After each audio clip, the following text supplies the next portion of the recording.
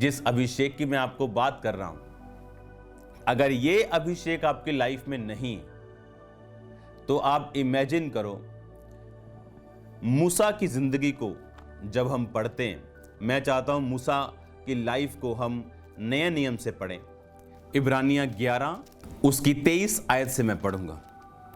लिखा, विश्वास ही से मूसा के माता पिता ने उसको उत्पन्न होने के बाद 3 महीने तक छुपा रखा, क्योंकि उन्होंने देखा कि बालक सुंदर है और वो राजा की आज्ञा से ना डरे। विश्वास ही से मूसा ने सियाना होकर फिरौन की बेटी का पुत्र कहलाने से इनकार किया, इसलिए कि उसे पाप में थोड़े दिन के सुख भोगने से परमेश्वर के लोगों का साथ भोगना अधिक उत्तम लगा।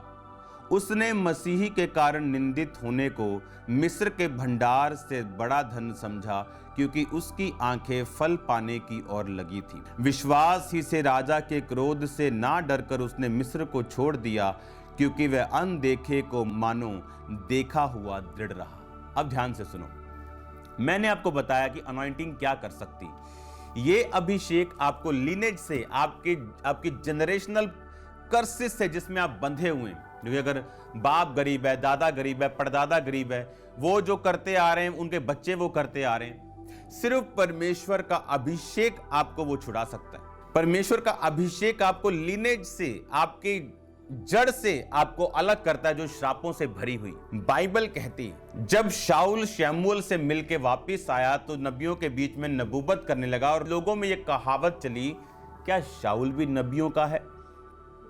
क्या शाऊल भी नबियों में से है? इसका बाप कौन है? क्योंकि उसका बाप कोई याजक नहीं था, उसका बाप कोई प्रॉफिट नहीं था, उसका बाप एक सिंपल इंसान था, बिन्यामीन के गोत्र का। उसी तरह से लेकिन शमूएल से मिलने के बाद, वो अभिषेक उसकी जिंदगी में आने के बाद लोग बोले कौन है ये? क्योंकि वो उस लिनेज से अलग हो चुका था। जब अनॉइंटिंग आपकी लाइफ में आती, सुपर नेचुरल एबिलिटीज आपकी लाइफ में आती, क्योंकि एक थ्योरी ओनली पढ़ना आपको सुपर नेचुरल एबिलिटी नहीं दे सकता जब तक आप उस मसे को हासिल ना करें। और मसा हासिल होता है जब आप प्रैक्टिकली परमेश्वर के कामों को करते हैं। अभिषेक आपकी लाइफ में वो कर सकता है जो एक गिफ्ट नहीं कर सकता, जो आपकी पोजीशन नहीं कर सकती।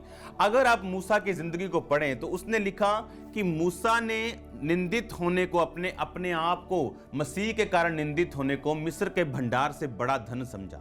इसका मतलब मूसा ये बात जानता था कि वो एक हिब्रू मैन है, एक इब्रानी आदमी, और वो ये बात जानता था कि मेरे इब्रानी लोगों को परमेश्वर छुड़ाएगा और छुड़ाना चाहता है। और वो एक बेस्ट पोजीशन पे था जहां से वो अपने लोगों को छुड़ा सकता था, क्योंकि वो कमिंग किंग था, वो आने वाला राजा था, वो अब राजकुमार था वो। और जब उसने कोशिश की अपनी पोजीशन का फायदा उठा के एक बंदे को मार के उसने मिस्री को बालू में, रेत में छुपा दिया, और वो बात लीक हो गई और उसे भागना पड़ा। परमेश्वर ने उसे यह चीज बता दी कि मेरे भाई, मेरे बेटे, जब तू मेरा काम अगर करना चाहता है, तो मेरी इच्छा को इस धरती पे अगर पूरा करना चाहता है, मेरे प्लान को पूरा करना चाहता है, तो तेरी फिजिकल पोजीशन काफी नहीं है उस काम को करने के लिए। चाहे तू मंत्री हो, चाहे तू अफसर हो, चाहे तू किसी भी पोजीशन पे हो, तू मेरा काम इफेक्टिव नहीं कर सकता जब तक तू मेरा आत्मा और मेरी सामर्थ को, मेरे अभिषेक को तू नहीं पाता। अगर अभिषेक आपकी लाइफ में नहीं है, आपकी शारीरिक पोजीशंस वो काम नहीं कर पाएंगी, क्योंकि परमेश्वर के राज्य में किसी भी काम को करने के लिए आपको आत्मा के अभिषेक की जरूरत है।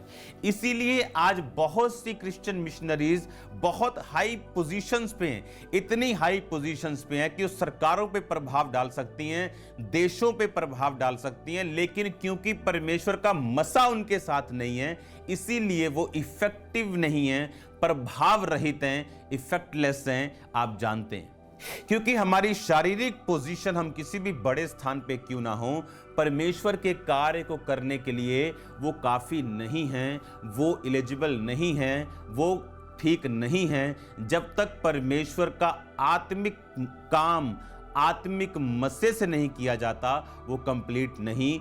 जो भी परमेश्वर की सेवा मस्से के बिना की जाएगी उसे पवित्र आत्मा कबूल नहीं करता।